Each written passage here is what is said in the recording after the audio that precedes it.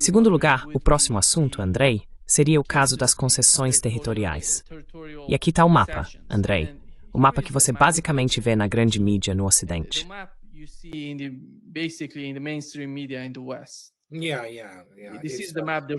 Sim, sim. Esse é o mapa que eles estão mostrando. Qualquer coisa que venha da mídia tradicional e dominante no Ocidente, ou que passe por ela, é propaganda e lixo. Então, há pessoas promovendo essas narrativas. Aqui está o segundo mapa, Andrei. Vemos neste mapa, você sabe, de Odessa, depois Mykolaiv, subindo até Kharkiv, no norte. Esta é a zona de amortecimento que a Rússia está considerando neste momento, na sua opinião?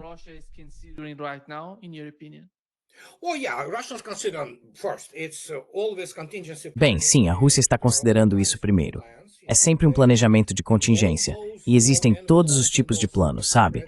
Todos aqueles envelopes guardados naquelas cofres super secretos. Mas é um dos cenários, obviamente. Como já foi dito, e Repkov reiterou, não há negociações sobre territórios russos, ponto final. Isso está morto antes mesmo de começar.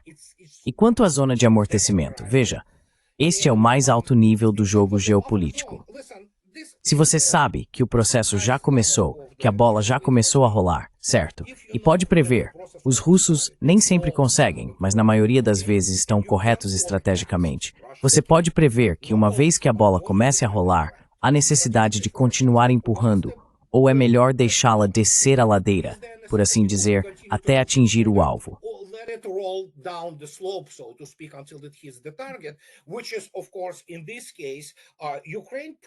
O que significa que nesse caso a Ucrânia provavelmente deixará de existir completamente como a conhecemos hoje.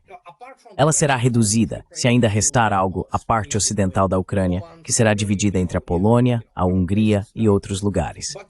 Mas é principalmente Kiev e Chernihiv, todos aqueles oblasts, aquele conjunto do que costumava ser, você sabe, tradicionalmente considerado Ucrânia.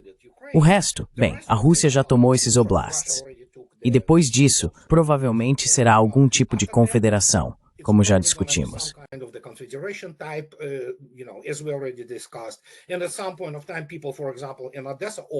Em algum momento, as pessoas em Odessa, por exemplo, se os russos não a tomarem, simplesmente votarão oficialmente pela secessão e se juntarão à Rússia, como foi o processo com aquelas 4 antigas repúblicas, Zaporozhye, Kherson, Donetsk e Lugansk. Portanto, esse cenário certamente está em jogo, e podemos supor que é um dos principais. Os russos tomarão Mykolaiv? Possível. Eu não sei. Essa é a questão. Eu não sei. Como Vladimir Putin declarou, e novamente, cito suas palavras. Ele disse isso há cerca de uma semana, e a declaração se espalhou pelo mundo. Podemos fazer isso de qualquer maneira. Podemos fazê-lo pacificamente ou militarmente. Realmente não faz diferença para nós.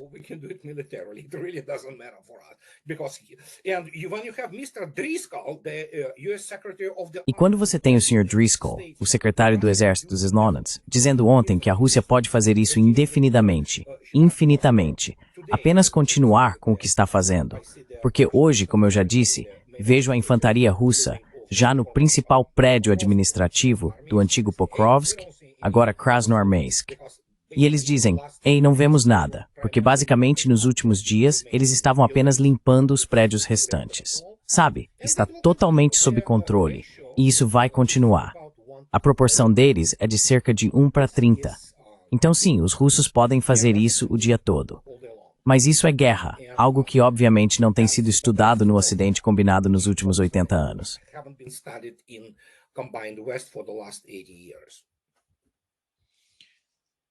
Quem está por trás da corrupção na Ucrânia, Andrei? Não consigo acreditar que tudo gira em torno de Zelensky e Yermak. Ele tem uma espécie de negócio paralelo lá. Lucros extras, sabe? Com a filha dele, a empresa que fornece seja lá o que for para a Ucrânia.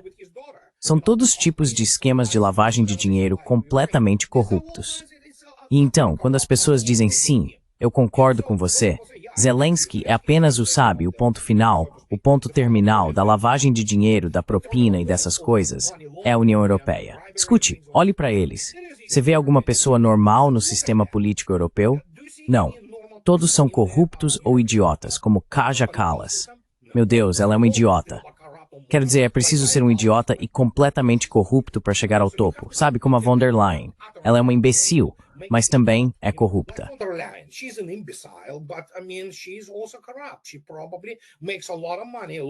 Ela provavelmente ganha muito dinheiro, muita grana, com essas coisas.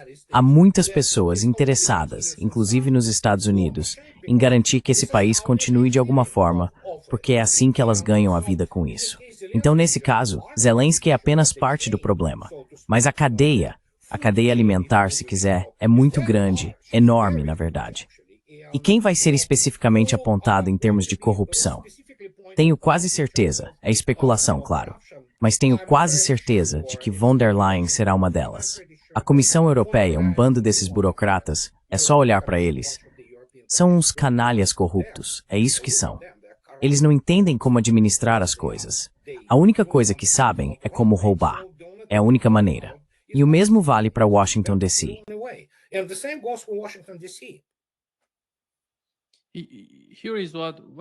Eis o que Wonderland disse. A Comissão Europeia está preparando um texto legal para a apreensão de 140 bilhões de dólares em ativos russos para a Ucrânia. Isso é para continuar a guerra na Ucrânia? É para a reconstrução da Ucrânia? O que é isso?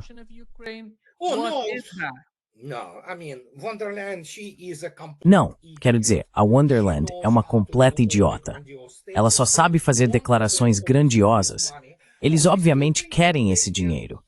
Ainda acham que podem, de alguma forma, manter a Ucrânia como, sabe, um espinho no lado da Rússia, porque são incompetentes e sem educação quando se trata de geopolítica aplicada, quanto mais de guerra.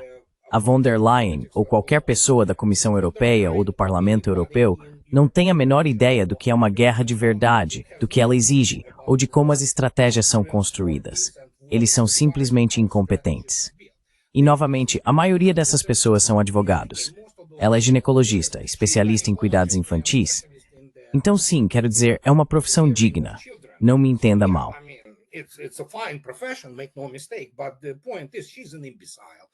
Mas a questão é que ela é uma imbecil. Sabe, ela tá lá apenas porque, bem, ela tem aqueles parentes da SS, então ela odeia os russos com todas as forças. Para ela é uma questão quase metafísica, se quiser.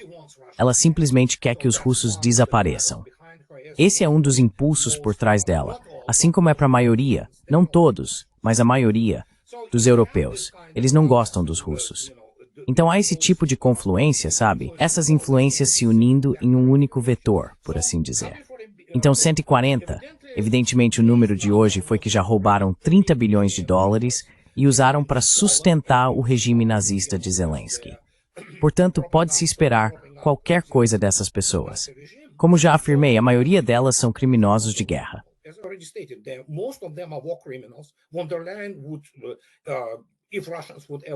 Von der Leyen seria, se os russos algum dia chegassem a Bruxelas, não que eles realmente queiram isso, mas se chegassem, e se ela não conseguisse escapar, ela seria, você sabe, acusada como criminosa de guerra, presa e condenada a basicamente morrer na prisão, como a maioria dos criminosos nazistas após Nuremberg.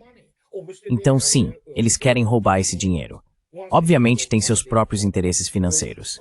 Depois de roubarem esse dinheiro, provavelmente vão se enriquecer ainda mais. Mas aí a Bélgica, de repente, percebeu. Ah, não queremos fazer isso. Então agora a Itália, porque veja bem, os russos têm, dependendo de como se calcula, até 1 trilhão de dólares em propriedades europeias, que ainda não estão congeladas. Elas estão meio que em reserva. Os russos ainda não as nacionalizaram de fato, mas farão isso se for necessário. Então sim, é apenas uma questão de olho por olho, se quiser chamar assim.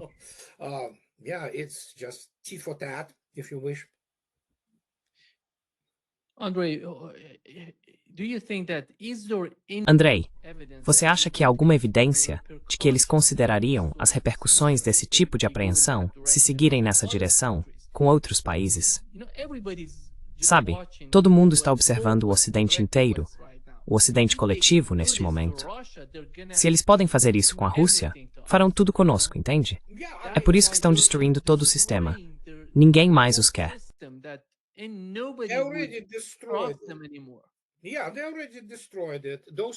Sim, eles já destruíram tudo. Essas pessoas, como eu já disse, não são estadistas. São barões ladrões, basicamente. Ladrões, todo tipo de desviados. Não são pessoas normais. Muitos deles são verdadeiros psicopatas ou sociopatas. A von der Leyen, ela é uma psicopata, obviamente. Ela é obcecada, junto com aquelas outras pessoas no governo alemão. Quero dizer, arranhe um alemão e você encontra alguém cujo avô lutou na Wehrmacht ou na SS, sabe? Então há uma espécie de, digamos, boa tradição familiar de manter esse ódio aos russos. E por que deveríamos nos surpreender com isso? E olhe para o governo Trump. É um caos completo. Os Estados Unidos agora são ingovernáveis. Não é só que ambos os partidos sejam corruptos. É um partido único. Certo?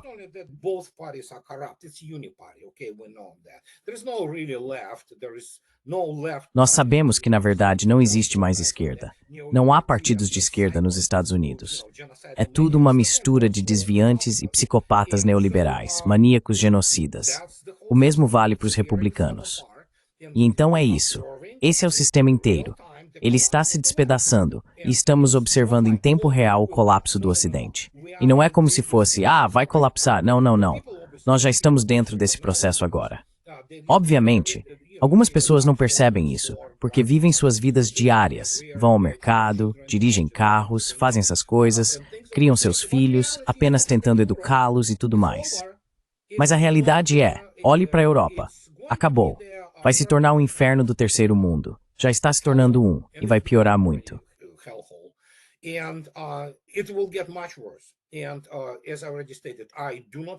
E como já afirmei, não desejo que os europeus sejam assim. Mas para a maior parte da Europa continental, as sopas comunitárias estão no horizonte, porque é para lá que tudo está indo. E eles tentarão fazer qualquer coisa, inclusive roubar os 140 bilhões de dólares da Rússia e o dinheiro de outras pessoas, para de alguma forma prolongar sua agonia. Mas a Europa está em agonia, e Washington DC também. E é isso que observamos. Essa, como você diz, insanidade, completa insanidade. Eles não entendem que estão essencialmente destruindo as próprias bases que costumavam vender como suas. O que era, em grande parte, verdade. O Estado de Direito, a democracia e coisas do tipo. Ninguém com o mínimo de juízo acredita nisso agora, exceto algumas pessoas que simplesmente querem acreditar.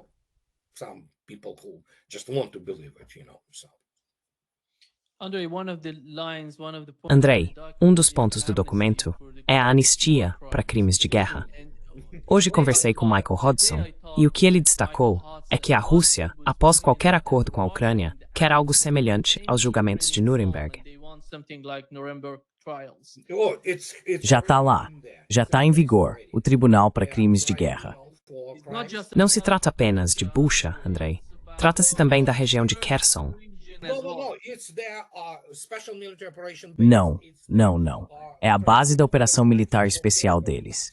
É o tribunal deles para os crimes do regime nazista em Nuremberg, em Kiev.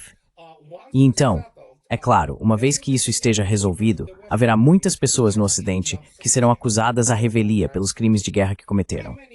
Há muitas pessoas, da CIA, do MI6 e de outras organizações desse tipo, que têm, você sabe, sangue nas mãos, não que realmente se importem. São psicopatas, fingindo ser pessoas inteligentes.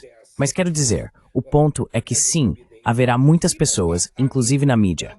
Você sabe, a maior parte da mídia tradicional no Ocidente, eles são criminosos, têm sangue nas mãos. Há pessoas que são, quero dizer, sub-humanas, basicamente. É isso que elas são.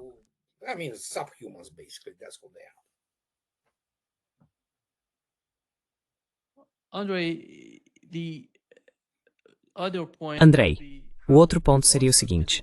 Como a Rússia responderia, já que um dos pontos principais do documento, novamente, é a entrada da Ucrânia na OTAN? Como você vê todo o conceito da OTAN?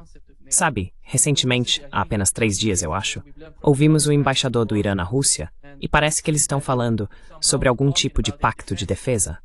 Então, o que você acha que seria a solução adequada para a OTAN hoje? O caso da Ucrânia está chegando ao fim. Ukraine case is just getting to the end,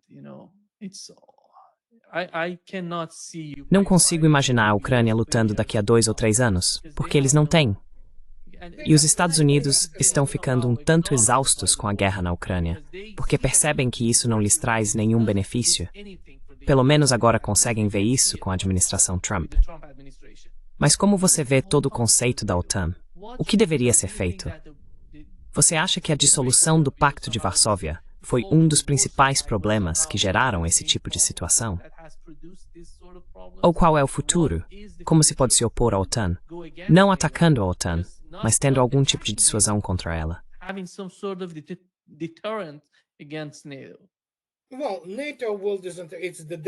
Bem, a OTAN é um homem morto andando. A OTAN é um eufemismo para o poder militar dos Estados Unidos que foi grosseiramente exagerado. Grotescamente, quero dizer. Mas sim, uma vez que os Estados Unidos saírem, o que já está em andamento, a Europa pode fazer o que quiser. Quero dizer, os russos já declararam as fronteiras de 1997. Recuem, não nos importamos. Vocês podem criar o que quiserem. Porque, obviamente, como continuo dizendo, há pessoas que lidam com previsões estratégicas no lado militar e econômico do Estado-Maior, por exemplo. Eles têm um enorme departamento lá, uma diretoria que trata de questões econômicas relacionadas à guerra, tecnologias e coisas desse tipo.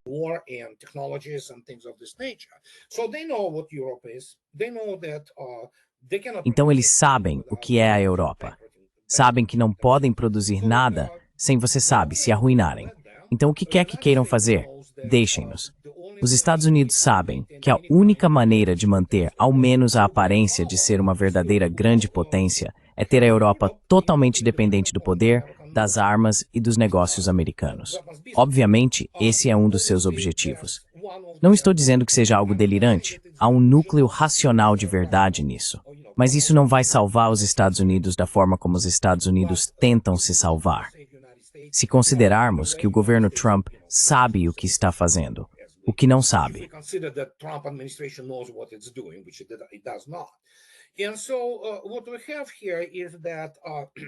O que temos aqui é que os europeus não conseguirão construir armas modernas que não sejam obsoletas ou mortas ao nascer por conta própria.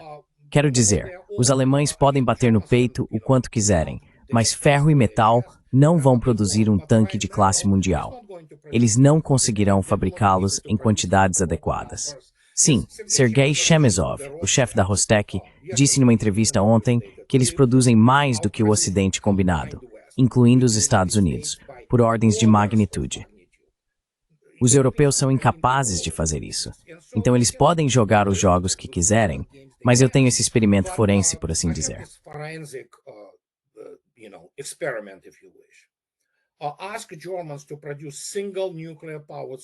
Peça aos alemães que produzam um único submarino movido a energia nuclear e veja como a base da economia deles desaba. Sabe, muitas pessoas não entendem. Isso não é algum grupo famoso, armas e tudo mais. Não, estamos vivendo no século XXI.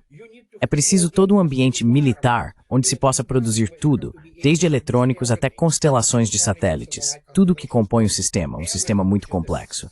A Europa não tem isso, e não terá, porque, obviamente, quanto mais falamos agora, e mais as coisas seguem nesse rumo, mais os custos de energia deles continuam subindo, subindo, subindo. E como sabemos, a base de tudo em nossas vidas, inclusive de nossos corpos, é a energia.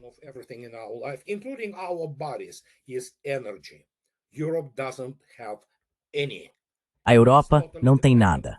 É totalmente dependente dos Estados Unidos ou da Rússia, que eles cortaram. Tudo bem, tá certo. A Rússia disse, você não quer isso? Tudo bem, siga seu próprio caminho, dependa de...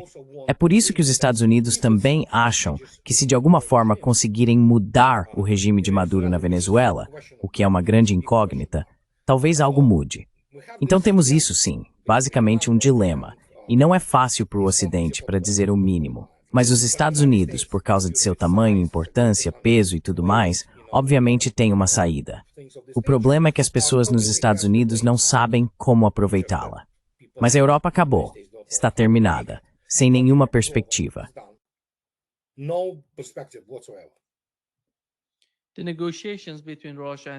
Quem está realmente representando a Rússia nas negociações com os Estados Unidos? É o Kirill Dmitriev? É o ministro das Relações Exteriores da Rússia? E como você vê a relação entre os dois? Porque muitas pessoas estão dizendo que, como Steve Witkoff está de alguma forma envolvido nos negócios, Kirill Dmitriev pode entendê-lo bem.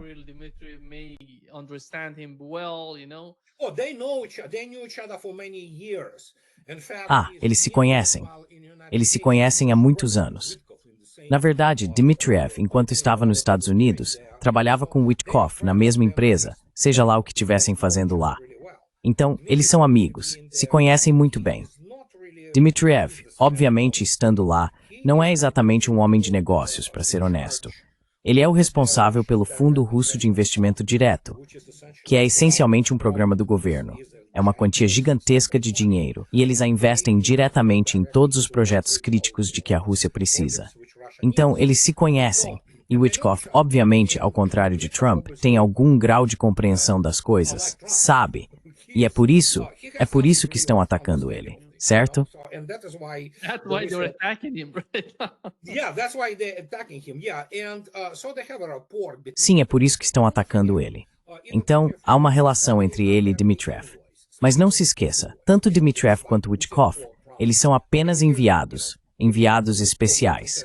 É como se Putin ou Trump dissessem, certo, Kirill, agora você é um enviado especial, aqui está o plano, é isso que queremos ver. Vá falar com Witkoff. E eles conversam entre si. Mas como Sergei Lavrov afirmou há alguns dias, bem recentemente, ele disse, sim, temos um canal de comunicação. Não há nenhuma discussão acontecendo por lá, mas temos o canal. Então sim, Witkoff e Dmitriev meio que fazem a ponte. E Witkoff obviamente tem permissão para entrar no Kremlin.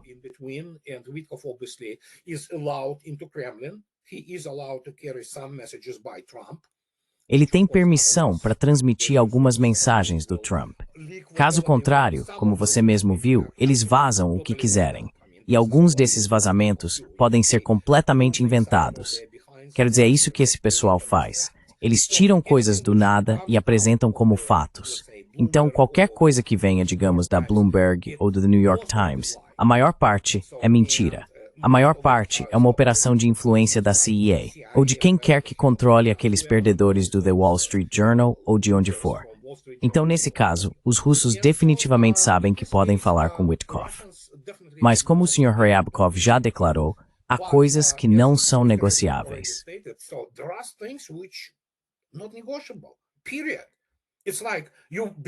Ponto final.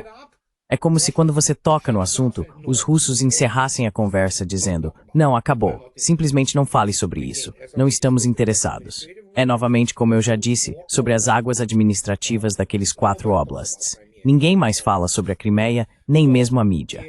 E como eu também já mencionei, há esses 2 objetivos políticos bastante interessantes, desmilitarização e desnazificação. Então, o que estamos observando agora não é apenas sobre a Ucrânia ser desmilitarizada. Ela já foi desmilitarizada. É uma estrutura virtual agora, não mais um território real. Está completamente dependente do apoio financeiro e tecnológico do Ocidente.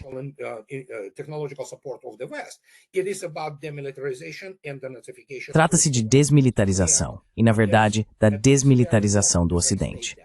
E neste exato momento, ao dizer isso, os Estados Unidos, e especialmente a Europa, foram amplamente desmilitarizados. Eles simplesmente não têm os recursos, a menos que os Estados Unidos decidam, e já falei sobre isso em várias ocasiões, literalmente recorrer às unidades de linha de frente ou de primeira linha, a 4ª blindada, sabe, 81ª, e dizer, certo, vamos pegar todo o seu quadro de equipamentos, sua estrutura organizacional, e transferi-los, sem o pessoal, para a Ucrânia. Bem, isso criaria mesmo nos Estados Unidos um escândalo de proporções inimagináveis, porque essencialmente isso significaria desarmar o exército dos Estados Unidos.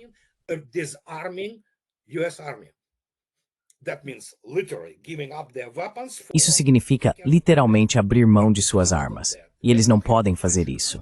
Fora isso, não há muito mais vindo em sua direção, porque os Estados Unidos não conseguem produzir adequadamente. Primeiro, os Estados Unidos não produzem tanques de batalha principais. Não há Abrams na linha de produção. Eles têm alguns planos, mas a propósito, até ontem, as fragatas Constellation foram canceladas. Eles não têm dinheiro, não têm os projetos. Dizem que têm os projetos, mas tudo o que ainda está em andamento enfrenta, quero dizer, problemas enormes. Seja o que for que estejam tentando construir agora, o submarino de mísseis estratégicos da classe Columbia, eventualmente eles conseguirão fazê-lo.